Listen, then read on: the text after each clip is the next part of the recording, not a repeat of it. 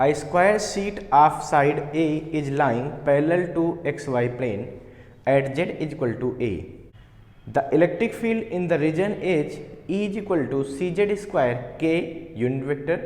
The electric flux through the sheet is. तो देखिए बच्चों, इस क्वेश्चन में हमसे कहा है कि इलेक्ट्रिक फील्ड है इस रीजन में जो कि E बराबर क्या है, Cz स्क्वायर K. अच्छा, मतलब इलेक्ट्रिक फील्ड K मतलब Z एक्सिस पे, ठीक है. अच्छा, और उन्होंने कहा कि यहाँ पे एक XY प्लेन में, देखो X और Y, मतलब ये समझो कि जैसे X हमने इधर माना है, Y ऐसा माना है, तो जो प्लेन रखा है वो कुछ ऐसा रखा है. देखो X और Y ऐसा ऐसा रखा है, ऐसे ये प्लेट रखी हुई है, बट डायग्राम में हमने ऐसे बनाया, रखी हुआ ऐसे. मतलब इस पूरी प्लेट के हर पॉइंट पे Z की वैल्यू क्या होगी, सेम होगी. समझ रहे हो, समझ रहे हो.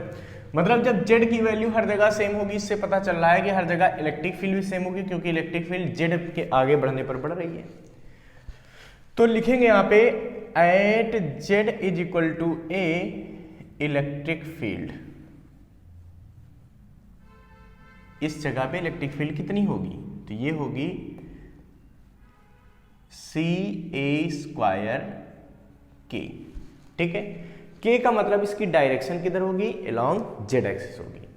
इसका मतलब मैं ये कह सकता हूं कि इस पूरे प्लेन पे हर जगह इलेक्ट्रिक फील्ड की वैल्यू क्या होगी, सेम होगी. क्या मेरी इतनी बात क्लियर है. और कितनी होगी, Ca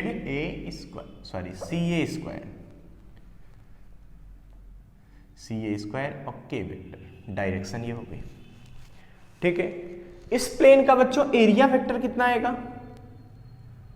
अब जब स्क्वायर प्लेट है तो लेंथ और ब्रेथ दोनों सेम है, तो स्क्वायर का एरिया क्या होता है, ए स्क्वायर, साइड का स्क्वायर, तो आएगा ए स्क्वायर. और किधर होगा एरिया वेक्टर, वो परपेंडिकुलर टू प्लेन होगा. देखो एक्स एक्सिस वाई एक्सिस, तो एरिया ऐसा, और जेड ऊपर, तो जेड की तरफ एरिया होगा. इसका मतलब जो एरिया होगा वो किधर होगा, जेड की तरफ. एरिया का जो वेक्टर होगा वो किधर होगा, जेड की तरफ, मतलब इलेक्ट्रिक फील्ड के पैरेलल. तो इनका जो एरिया वेक्टर होगा वो भी किधर होगा, वो इधर होगा. ठीक है, means area of square plate in X Y plane. X Y plane का जो एरिया वेक्टर होता है वो किधर होता है, जेड में होता है. यानी कि ये होगा बच्चों ए वेक्टर इज इक्वल टू, ठीक है, ए स्क्वायर और के का मतलब जेड एक्सिस. ठीक है, सो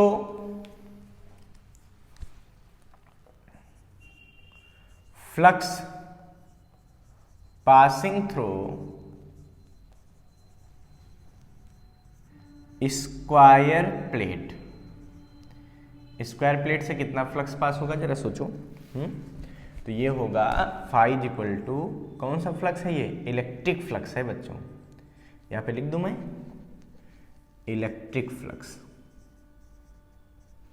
ठीक है, तो फाई ई बराबर क्या होता है, E dot A. Phi E बराबर हो जाएगा ई सी ए स्क्वायर के डॉट, इसकी वैल्यू ए की वैल्यू ए स्क्वायर के डॉट के 1 हो जाता है, तो फाई ई की वैल्यू हो जाएगी सी ए की power 4. So the electric flux will be C A की पावर 4. इसको फटाफट नोट कर लीजिए.